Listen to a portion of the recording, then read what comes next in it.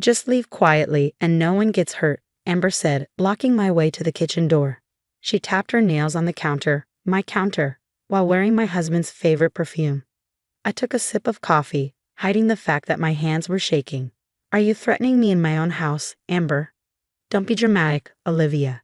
David and I love each other. He's been unhappy with you for years. Why make this messy? Just pack up and go. No lawyers, no fights. You can even keep your car. How generous. I'm Olivia Chin, 34 years old, and I was watching my husband's 26-year-old mistress try to push me out of my home. The home I had spent years fixing while David was working late, which I now knew meant cheating. I looked up at the ceiling fan I installed last summer. More importantly, at the tiny red light blinking on it. Amber noticed and frowned. What are you looking at? She asked, her confidence slipping. Oh, nothing, I said, standing up. Just admiring my work. Did David ever tell you I'm good with electronics? Before she could reply, I heard the front door open. David's voice rang out. Amber, is she giving you trouble? He walked in, still wearing his wedding ring. Perfect timing, I said, smiling and pulling out my phone. We were just talking about home improvements. David's eyes narrowed. He knew that smile. I had the same one when I caught him texting Amber at 2 a.m. What are you up to, Olivia? Just watching some videos. I turned my phone around, showing them live footage from the ceiling fan camera. Their faces went pale. You recorded us? Amber shrieked. That's illegal. In my own house? After you sent me threats? I swiped to show her email where she explained how they planned to kick me out. My lawyer says otherwise. David stepped forward, trying to act calm. Let's be reasonable. Oh, I have everything, I interrupted. Every plan, every secret, every lie. Did you really think I wouldn't protect myself? The blinking light on the fan seemed to mock them. They had no idea it was just the beginning. Delete it, David demanded. Or what? I asked. You'll take everything from me? Leave me with nothing but my car? I laughed and they flinched. Check your email, David. You'll find some interesting footage. The police will too. Amber panicked first. She grabbed her purse and turned to David. You said she would just leave. David lunged for my phone. Give me that. I stepped back, still smiling. The ceiling fan isn't the only camera, David. Every time you threaten me, I add more to the evidence. His hand froze mid-air. He looked around the kitchen, suddenly unsure. How many cameras? Where were they? You're bluffing, he said, but his voice shook. Check your email, I repeated. Oh, and that Rolex you bought Amber with our joint account. The one you told me you lost? There's footage of that too. They stood there, trapped between fighting and running. This isn't over, David muttered. You're right, I said, sipping my coffee. It's just beginning. My lawyer and the police will be here soon. They ran. No grand exit, just two people realizing their plan had failed. As the front door slammed, I forwarded the footage to my lawyer. A moment later, a text arrived. Received. Meeting with police at 2 p.m. Well done, Olivia. I smiled at the blinking red light. Sometimes the best way to win isn't to fight, it's to be prepared. And I had been ready for this moment for months. The next morning, my phone wouldn't stop buzzing. David's family, his friends, even Amber's mother, everyone had an opinion about the footage that was now evidence in a criminal investigation. You've ruined my daughter's career. Amber's mother screeched through the phone. Those recordings could destroy her future. Your daughter ruined her own career when she decided to help my husband embezzle money. I replied calmly before hanging up. I was in my home office, reviewing security footage with Detective Martinez. She paused the video, showing David and Amber hunched over our desktop computer late one night. There, I pointed. That's when they were transferring money from our joint investment account. They thought using my computer would hide their tracks. Detective Martinez nodded, making notes. And you installed the cameras after receiving the first threatening email. Yes, Amber wasn't as careful as she thought. She used her work email to send me a friendly warning about leaving quietly. Said it would be a shame if something happened to all my property while I was gone. The detective's lips tightened. Textbook intimidation. And this was before they started moving money. They got bolder after I didn't respond to the threats. Started small jewelry disappearing, documents going missing. Then last month, I noticed large transfers from our accounts. My lawyer, Sarah, walked in with fresh coffee and a thick folder. The bank statements confirm everything, detective. Multiple unauthorized transfers totaling over $200,000. All captured on Olivia's cameras. I took a sip of coffee, remembering the night I discovered the first transfer. I'd been reviewing our monthly statements, something David always mocked me for, when I noticed the discrepancy. That same evening, I caught him on camera assuring Amber they'd never get caught. "You'll get your dream house," he promised her, sitting at my kitchen counter.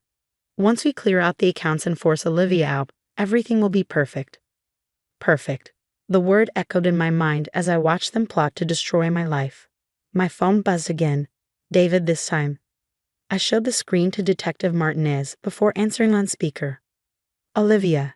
His voice was tight, controlled. "We need to talk. What you're doing, it's not too late to fix this." "Fix what, David? The money you stole? The threats? The conspiracy charges?" "Don't be dramatic. I was going to pay it back. You're making this bigger than it needs to be." Sarah leaned forward. "Mr. Chen, this is Sarah Williams, your wife's attorney. Any further communication needs to go through me." "You hired a lawyer?" He sounded genuinely surprised. "After everything we discussed about keeping things simple." "You mean after you and Amber decided I should leave with nothing?" I kept my voice steady. The cameras caught that conversation too. Silence on his end. "Then, those recordings won't hold up. You can't just spy on people. In her own home? After documented threats?" Detective Martinez cut in. "Mr. Chen, this is Detective Martinez. I suggest you get a lawyer, a good one." The call ended abruptly. I could almost see David's face, that familiar mix of anger and panic when things didn't go his way. "He'll try something else," I said, turning to Sarah. "He always does when he's cornered." As if on cue, my phone lit up with a text from my neighbor. "Two people just went into your backyard, called the police." I switched to the live security feed on my phone. There they were, David and Amber, trying to get into the back door, probably hoping to remove the cameras, destroy evidence. Well, Detective Martinez stood up, already calling for backup. "Looks like we can add breaking and entering to the charges." I watched through the cameras as police cars silently pulled up to my house. David was still working on the door lock while Amber kept watch. They were so focused on getting in, they didn't notice the officers approaching until it was too late. The look on their faces when the police announced their presence, that moment of pure shock and realization, was captured perfectly by my cameras. More evidence, more charges. Sarah squeezed my shoulder as we watched them being led away in handcuffs. "You okay?" I nodded, feeling strangely calm. "You know what's funny? All those times David called me paranoid for wanting security cameras. Said I was wasting money, being obsessive. Turns out being careful isn't such a bad thing." "Being careful saved everything," she corrected. "The footage, the bank statements, the emails, you've built an airtight case. They won't get away with any of it." Detective Martinez returned looking satisfied. "They're both in custody. We found lockpicking tools and some kind of device they plan to use on your cameras. Premeditated, documented attempted break-in while under investigation. The DA is going to love this." I thought about David sitting in a jail cell, probably still wondering how his perfect plan had fallen apart. How his quiet, agreeable wife had outmaneuvered him at every turn. "What happens now?" I asked. "Now," Sarah smiled. "Now we make sure they face consequences for every single thing they did. And believe me, the list is getting longer by the hour." I looked around my office, my home, everything they tried to take from me. The cameras were still recording, silent witnesses to the end of David's schemes. My phone buzzed one last time. A text from Amber. "I'm sorry, I'll tell them everything." Too little, too late. But then again, the cameras had already caught everything anyway. 6 months after David and Amber's arrest, I sat in a courthouse listening to their sentencing. The judge's words echoed through the quiet room. "The evidence in this case is overwhelming," she stated, looking down at David and Amber. "Conspiracy, attempted theft, financial fraud, breaking and entering, and intimidation. The calculated nature of these crimes is particularly disturbing." I watched David in his ill-fitting suit, so different from his usual polished appearance. Amber sat beside him, tears streaming down her face. Neither would look at me. "Mr. Chen, you're sentenced to 4 years in prison." "Ms. Walker, 2 years with possibility of parole." Additionally, you'll both be required to pay full restitution." As they were led away, David finally turned to me. The anger in his eyes had been replaced by something else. Defeat. He'd lost everything: his job, his reputation, and his freedom. The prestigious accounting firm he worked for had fired him immediately after his arrest. No one wanted a financial advisor who stole from his own wife. Outside the courthouse, reporters waited with cameras, real ones this time. Sarah handled them expertly. "This case shows that domestic financial abuse is a serious crime," she told them. Thanks to Mrs. Chen's foresight in documenting everything, justice was served. My phone buzzed with a message from Detective Martinez. "Thought you'd want to know. They found more victims. Other women David scammed. Your cameras helped build those cases too." Later that evening, I hosted a small gathering at my house. The same kitchen where Amber had tried to intimidate me now filled with the people who'd helped me through everything. Sarah, Detective Martinez, my neighbors who'd called the police that day. To Olivia, Sarah raised her glass, who proved that the best revenge is being smarter than your enemies. I smiled, thinking of the cameras still quietly watching over my home.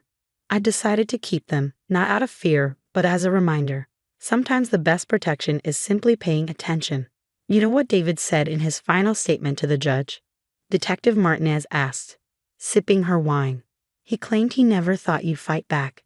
Said you were always so agreeable, so trusting. That was his mistake, I replied. He thought quiet meant weak. He never understood that trust should be earned, not taken for granted. The doorbell rang. Another delivery. Since the story hit the news, I've been receiving letters from women in similar situations asking for advice. My security cameras had inspired them to protect themselves too. Sarah picked up one of the letters. Have you thought about what you'll do next? Your story could help a lot of people.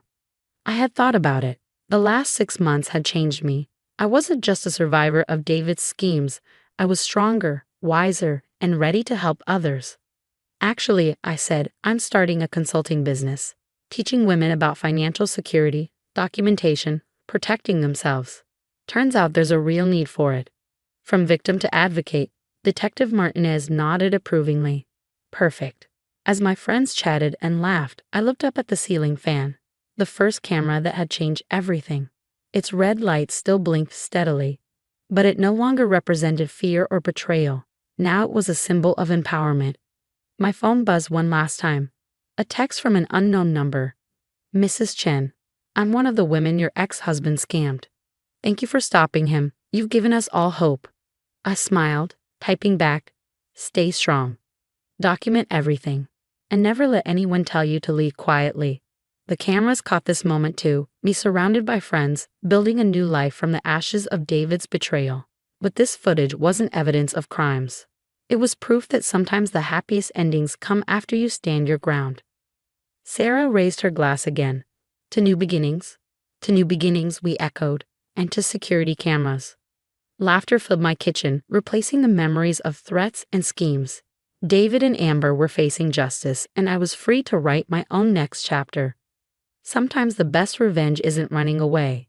It's standing your ground and letting the truth speak for itself, one video frame at a time.